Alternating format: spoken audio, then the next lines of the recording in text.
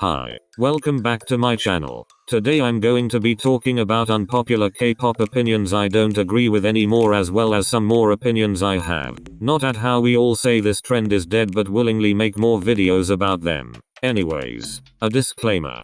Please understand that the first part of this video were opinions I made in the past, and when I mean past I mean more than 6 months to 2 years ago, and that I do not agree with them anymore. In the second part are just regular unpopular K-pop opinions I have that I don't think have ever been said before, but there could be 1 or 2 exceptions. Other than that, I just ask that you all stay respectful, so let's get on with the video.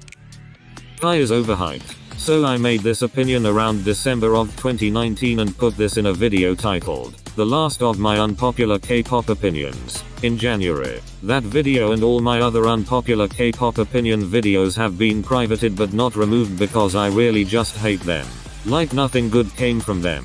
Anyways, I made this opinion in late 2019 when I really got into EXO and I would listen to Tempo and Love Shot on repeat. Since I was still relatively new to EXO despite them being a group for 7 years at that point, I still thought that SM made Kai overshadow the others and such. I remember hearing the term Kai and friends and immediately agreeing, because at that point in time I only knew Kai and Sehun. Little did I know that after actually getting to know them more in February, March, and during quarantine, Kai is not overhyped. He should be appreciated more for his talents. Ulting EXO was one of the best decisions I ever made, and believing that EXO was actually Kai and friends was so stupid of me because they all have their own individual personalities and it's so shallow to label them with a name like such. But anyways. Rose needs to eat. Huh? Child, I just wanna know what was going through my head. Back then I didn't know this was bad and that it was skinny shaming, like actually I was so uneducated. And I remember trying to rationalize it too, saying me growing up in an Asian household made me have this mentality. This was purely disgusting, and I will tell you I have educated myself in the past 7 months from uploading that video on this specific topic, as well as many other problematic issues in the K-pop community. This made me somewhat thankful for Toxic Blinks, because I learned real quick that it was so rude and disrespectful for me to say this about Rose. Saying she looked ill and couldn't perform well just because she was skinny was so rude. Again, I wanna thank all the Toxic Blinks for bullying me, but yeah, I definitely disagree with this opinion. Rose is perfectly fine just the way she is, and as I started watching more videos of Blackpink, the more I learned that she loves eating and her body figure has always been that way. But anyways, let me move on before I get more hate. BTS's old music is better than their new music. This is so embarrassing. I responded to an opinion like this on my video titled, Responding to Your Popular K-pop Opinions plus Some of Mine. And literally, who did I think I was kidding? Did I think I was edgy or something? Like I actually sound dumb. Do I like some of their older title tracks more than their newer ones? Maybe, but their music has evolved and changed, so it doesn't matter which one is better or worse. The songs have meaning to them and their fans, so I shouldn't be complaining. I think I thought this only because On and Black Swan were not my cup of tea. But yeah, I disagree with this opinion. It was so ugly of me to discredit all the time and effort that they spent on the lyrics on their music. Plus I tend to like their newer songs like their B-sides a lot more than before, so I disagree. Anyways, stream Dynamite August 21st. If you don't know SNSD debut song, you cannot tell me your faves are better than mine. Second gen paved the way, not BTS. BTS and Blackpink are not the kings and queens of K-pop.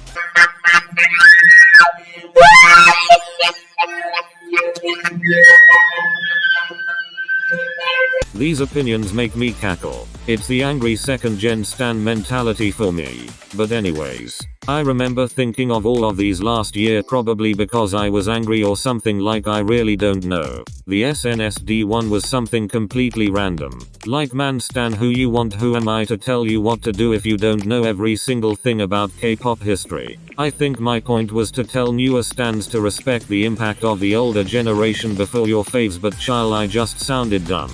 Yeah, it's nice to respect the second generation and their impact on the third generation, but it shouldn't be a rule you must follow before standing X group. You can stan whoever you want without having to do or know anything. Like, I don't know why it was such a big deal for me. for the second gen paved the way, not BTS opinion. This is just silly. We been knew BTS paved the way for almost all the groups active today, so who was I trying to trick? Lastly, about the kings and queens opinion. This was so ugly, like I just sound like a petty second gen stan. I really wish I could erase this from my memory, but I can't. You can call Everglow the kings and yt's the queens, like it really shouldn't matter anymore. Anyways, to sum up this whole plethora of thoughts and opinions, stan who you want without rules, like it doesn't and shouldn't really matter. When you get an album, you should probably listen to the CD in it instead of streaming the music video. No, my bad, I'm sorry. JYP is the best company in the big three and in the K-pop industry. Over the past year I have completely changed my stance on this topic, especially after seeing how he's been treating GOT7, Day 6 and Stray Kids, and especially after watching the NYT project. Yeah, he gives his groups comebacks. Oh wait, he doesn't. While yt, Stray Kids and Twice are all preparing for their second comeback this year, GOT7 has had one and is nearing the end of their 7-year contract. I also watched Super Intern, which, if you didn't know, is basically about JYP having interns in the company which could potentially become his staff to help manage the company better. JYP was literally asking people during interviews what he could do to help Stray Kids to become more popular while also keeping their signature sound. Child, this should be your problem, not other people's. He's literally out here overworking Twice and yt, but gives Day 6, GOT7 and Stray Kids improper promotions. And with the NYT project, child, let's not get started on the pedophilia. He literally put 15-year-olds in tight shorts and revealing clothes. Like, why is it just now that our community as a whole is finally realizing that he's been over-sexualizing minors? I'll repeat that, minors. He even fat-shamed a girl on the NYT project, saying she was incapable of dancing correctly because she had more weight than he wanted. I get he wants the best for his idols and for them to not be judged by the Korean public, but all the extreme dieting and fat-shaming as well as over-sexualizing his female trainees has got to go. And just a week ago his duet with Sunmi came out and I was disgusted. I don't know if Sunmi consented for him to stare at her like that in the MV, but child, if this was not in Korea we would have had him locked up. He's been objectifying women since forever, even in the Who's Your Mama MV and the lyrics. Like, this is pathetic. So anyways, JYP is not the best company in the industry, and now I don't think anyone's the best in the big three. They're all equally bad. Moving on. Revelovs are a lazy fandom. No. Basically I agreed to an opinion like this in my responding to your K-pop opinions video, saying that Revelovs don't stream and that's why they're lazy. Listen, you don't have to stream in order to be a productive fandom. Why yes, nowadays streaming can be such a big deal, especially after what was 2018, but it shouldn't be that serious. I say stream this song for good skin just for fun, but people will deadass stream to no end. I get you want the best for your faves and that streaming for the first couple weeks helps them win music show performances, but after the first month of the release you'll still go at it, and for what? Plus most music show criterions only use music video views and social media impact for 20% of the final points. Some of y'all just like flexing big numbers to start fan wars, and y'all know who y'all are. I used to be like that too, but now I realized it's stupid to linger over things like such when you could be more productive with your time. I could never sit down and stream a song on YouTube or Spotify on repeat 24/7. But you do you, I guess. Revelovs are fine just the way they are and they still get plenty awards for their faves. So I disagree with this. Alright, so now here are a couple of my unpopular K-pop opinions. Remember, these are opinions and you're allowed to disagree with them, but please do so respectfully in the comments. So let's start. Boom Boom deserved Song of the Year in 2018. The Onces are gonna drag me, but hear me out. Not only did Boom Boom chart well on the Gaon Melon and Bugs charts, it sold many copies, as well as having 3 times more views than What Is Love did by the end of the year. I know it's stupid to kinda linger on this, but Momoland deserved Song of the Year with Boom Boom. I personally think it was more deserving than What Is Love. It was so iconic, like you don't have that type of impact every year, especially from a group outside of the big three. Yuju is the best girl group vocalist of the 3rd generation. Okay, so I said this in one of my unpopular K-pop opinions videos back in January, but it's been privated, so I wanted to say it again if you didn't know me then. I know y'all are gonna come after me and talk about Wendy and Solar in the comments. but that's okay. I truly think y'all forgot what an unpopular opinion was. An unpopular opinion simply means an opinion that not many have. I am probably the only person who thinks this, and listen, I don't want to be disrespectful towards Wendy because she is an amazing vocalist and one of the best of all time. But hear me out. Yuju is an G friend. This group specifically has quite difficult, intricate, detail-oriented choreographies that require a lot of stamina in order to sing and dance at the same time.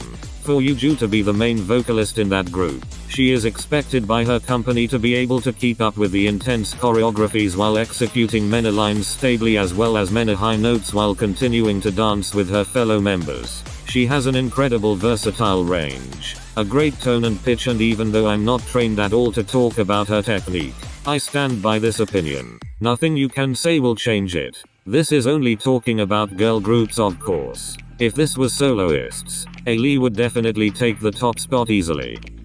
Fiesta Song of the Year. So currently there's really no song that the K-pop community has settled on for Song of the Year. Usually by now we would have had a song in mind of what would win Song of the Year. Last year it was Fancy, but this year we just don't know or haven't really settled on anything. Lots of people say Monster by Solreen.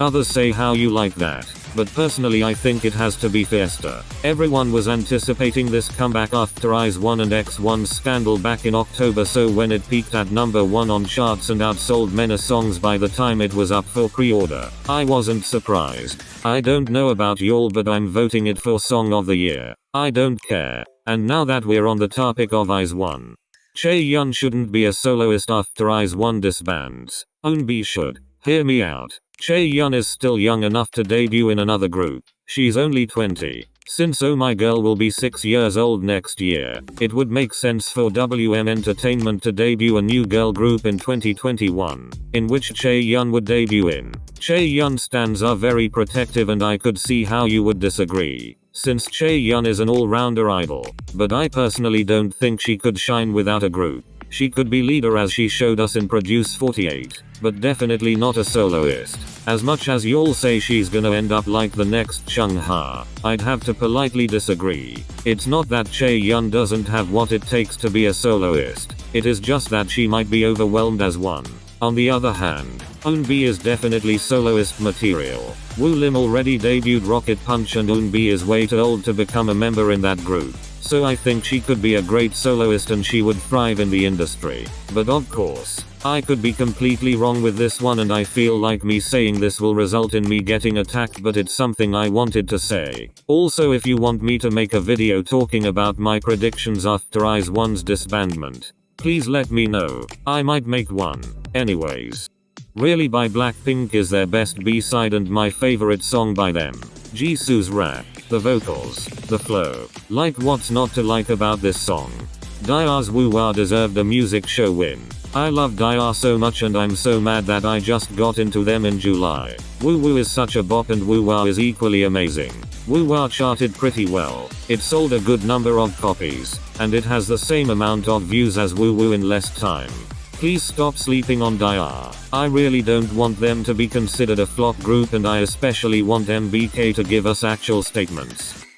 Twice's B-sides are better than Red Velvet's B-sides. Okay, so before y'all sacrifice me, please hear me out. I have listened to my fair share of Red Velvet B-sides, at least 30, and I only seem to like ones that many people like, with a few exceptions. The ones that go unnoticed by fans are unnoticed for a reason. I don't know if this is just me, but then again this is my own personal taste in music, so yes. Twice's B-sides just appeal to me more, and I find so many enjoyable to listen to. But with Red Velvet's, I probably only like one per album, sometimes two. And listen, I'm not trying to be quirky or edgy by saying I don't like their B-sides, because I'm not. I don't hate them.